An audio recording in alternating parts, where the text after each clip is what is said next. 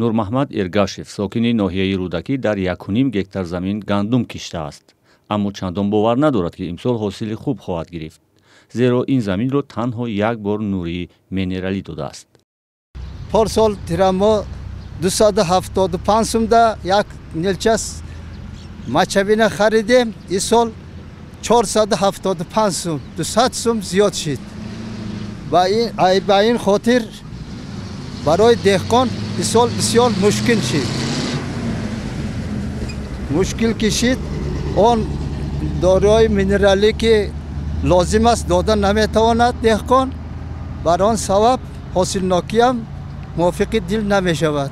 деҳқон ки ҳосилнокӣ баланд нагирад, хароҷоти худша фоида набинад, чӣ тавр метавонад пешравӣ кунад? чӣ ҳосиле шавад, онро Нурмуҳаммад дар осёбҳои маҳаллӣ орд ва танҳо барои хонаводааш сарф мекунад. дар Тоҷикистон дар соли гузаштаи 2021 бештар аз 900 000 тонна гандум истеҳсол шудааст. ба иттилои вазорати кишоварзӣ ин миқдор барои масрафи аҳолии кишвар ба 7-8 моҳ мерасад. استحصال گندم ما گفتیم که از 900,000 تن از زیاد است که مثلا یک قسم اینو مثلا یک قسمش برای ذخیره سال آینده کیش تخمی همچون استفاده میبرند قریب 50,000 تن 55,000 تن، یک قسم دیگهش برای استعمالی مثلا پرنده و اینا استفاده میبرند، یک قسم دیگهش برای کارخانه مکرون بروری استفاده میبرند، قسم دیگرش برای استحصال آرد برامون میشود که ما پره اینو مثال همین قدرمون کمترک مشکلات است.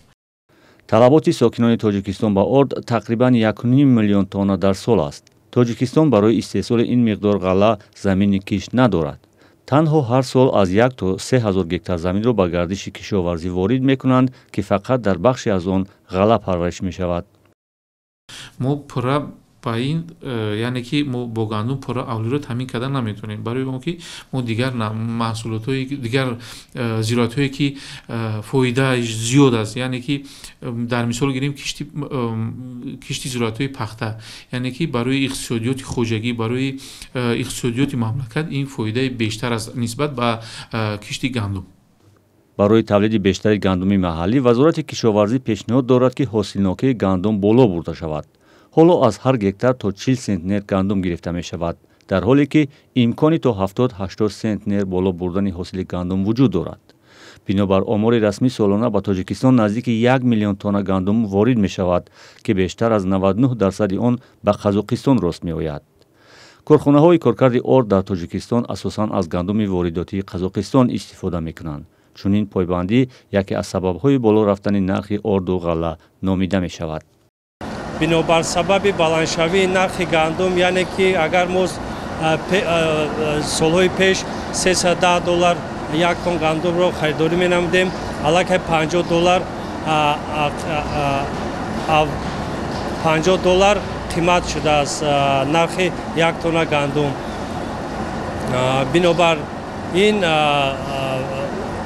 баландшавии нархи гандум албатта ба бозори ҷумҳурии Тоҷикистон таъсири манфии худро расонд, яъне ки албатта ордҳои каминати орди Душанбе ҳам каме баландтар шуд. корхонаи орди Душанбе акнун барои харидан ва захира кардани гандум сармояи бештар харҷ мекунад. он дар як шабонарӯз метавонад то 400 тонна гандумро коркард кунад, аммо ба иллати камии нерӯи кор ва ашёи хом ин тавоноиро истифода намекунад. мақомот дар бораи ҳаҷми захираҳои орду гандум бо баҳонаи сирри давлатӣ будани он маълумот намедиҳанд. вазорати кишоварзии Тоҷикистон мегӯяд ҳоло барномаи зидди буҳроние дар ростори гароншавии нархи орду гандумро рӯи даст надорад. дурнамои кишти маҳсулот аз ҷумла гандумро танҳо барои як сол таҳия мекунанд. ба гуфтаи коршиносон набудани стратегияи давлатӣ, маҳдудият дар кишти гандуми маҳаллӣ ва пойбандии бозори дохилӣ аз гандуми воридотӣ сабаби осебпазирии аҳолӣ аз ҷаҳиши нархи он мешавад. ин дар ҳолест ки нон хӯроки асосии мардуми Тоҷикистон мебошад.